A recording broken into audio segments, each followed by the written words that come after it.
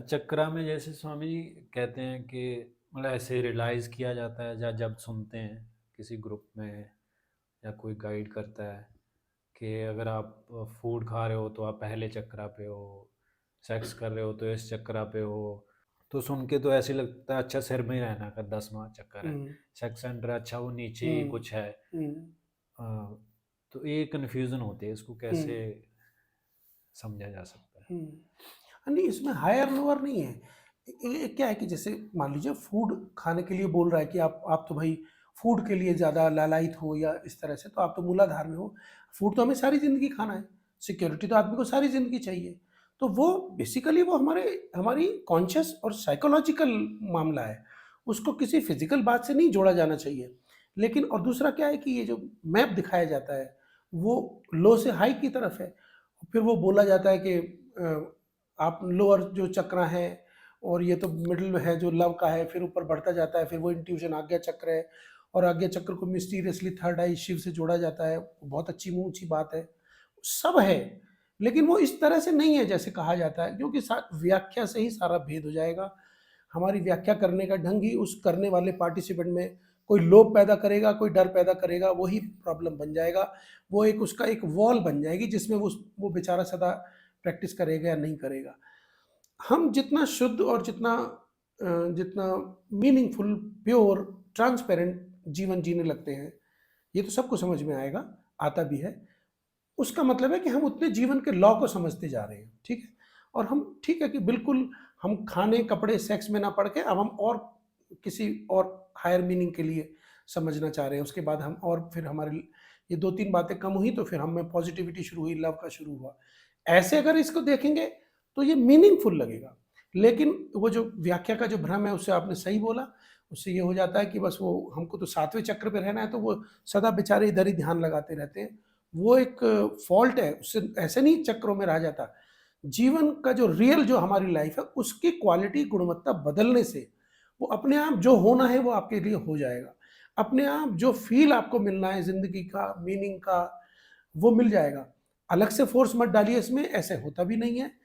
कुछ टेक्निक्स हैं हठ योग में और योग में भी, जिसमें कि किसी खास बिंदु पे किसी खास साधक की खास यात्रा में समय में वो जरूर फोर्स डाली जाती है, लेकिन वो थोड़ा टाइम बाउंड होती है और वो गाइडेंस में होनी चाहिए। जैसे उदाहरण के लिए कि अब ये हमारा जो छठा बिंदु है दोनों आंखों के बीच में है, माथे में है, ब्रेन के पास है। तो और कई ग्लैंड हैं यहाँ पर, पिनियल ग्लैंड है, आंखें हैं, ये सब यहाँ का जो प्लेक्स है इतनी सारी चीज़ों को कंट्रोल कर रहा है, सेंसिटिव है ये। तो इस पर अगर आधारित कुछ हम चाहते हैं, यानी डायरेक्टली इस पर नहीं, हम इतना उच्च स्तर का जीवन चाहते हैं जिसमें हमारी इंट्यूटिव लाइफ रहे, फ्लोइंग लाइफ रहे।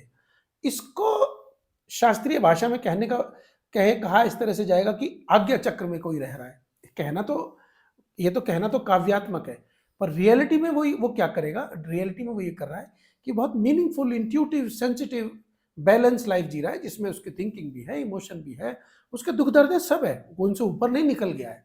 लेकिन वो जीवन का ताना बाना है, उसको उस तरह से वो ले रहा है।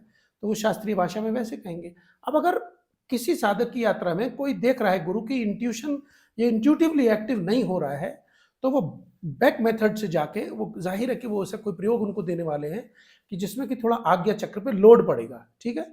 तो इसके लिए वो डायरेक्टली वो जो भी वो डिजाइन करेंगे वो तो उसकी साधक को देख के करेंगे, मगर इसके साथ वो फिर लोअर जो उसका जो बैलेंसिंग है सेकंड, उसके साथ भी कोई प्रयोग कराएंगे, फिर खास तरह का रूटीन बांधेंगे उसका, फिर खास तरह का उसका सोना उठना बैठना व्यवहार, खाना, वो सब बांधा जाएगा। तब जाके वो पूरा माहौल निर्मित होगा, क्योंकि मत भूलिए कि न्यूरल प्लेक्स है वो, नर्वस सिस्टम को बदल रहे हैं हम, नई वायरिंग कर रहे हैं। तो नई वायरिंग में हमारी पूरी दिनचर्या आएगी, सोच आएगी, व्यवहार आएगा, खाना पीना सोना आएगा, और उस तरह का हार्मोनल बैलेंस मिलेगा, उस तरह की इमोशन की स्थिति अंदर निर्मित होगी। तब जाकर के चैतन्य को, हमारे जो होश को उतनी गुडनेस फील होगी, उतनी हायर स्टेट की गुडनेस फील होगी, जिसको आप कहेंगे कि भाई इसका तीसरी आई खुल गई है जो होगी। लेकिन डायरेक्टली आप सोचे कि यहाँ कुछ मौजूद है जिसको आप कोई चीज़ से देख के खोलेंगे, वो खोलना बंद करना भाषा है, भाषा की लिमिटेशन है। इसलिए ये ये बड़ा भेद होता है और इसमें बहुत लोग फंस भी जाते हैं। वो इस तरह से वो 24 घंटे यहाँ ध्यान रखने लगते हैं, तो वो एक ड्रीमी वर्ल्ड में चले जाते हैं। और इसके दूसरे नुकसान है, क्योंकि इंट्यूशन को छेड़ना बहुत तरह की दुनिया को, काल्पनिक दुनिया को अंदर पैदा करेगा। उसको उसका कैसे वो निस्तारण होगा, वो पता भी नहीं चलेगा बेचारा, वो पिन भी नहीं कर पाएगा, समझ भी नहीं पाएगा, उसको रियल वर्ल्ड और आभासी वर्ल्ड का पता नहीं चलेगा। जैसे हमको होता है ड्रीम स्टेट में, हम जब सपने में होते हैं तो हमको पता नहीं चलता कि ये रियल है क्या है, हमें वहाँ पे तकलीफ भी हो जाती है, दुख दर्द भी फील करते हैं। बिल्कुल ऐसा हो सकता है। तो ये खतरनाक भी है अगर इस तरह से नहीं उसको लिया जाए, क्योंकि नर्वस सिस्टम का मामला है, वो किसी हिस्से को ब्रेन के एक्टिव कर देगा। भाई ड्रग में, साइकेडेलिक दुनिया में क्या होता है, जो साइकेडेलिक ड्रग लेते हैं वो हमारे ब्रेन के किसी हिस्से को एक्टिव कर देते हैं, उतनी देर के लिए उतना हाइक दे देते हैं, और वो ऐसी वर्ल्ड में, ऐसी ड्रीमी वर्ल्ड में होता है, जब वो वापस लौटता है ज़मीन पे होता है, अब उसको दोबारा वो एक्सपीरियंस चाहिए, फिर वो लेगा उसको।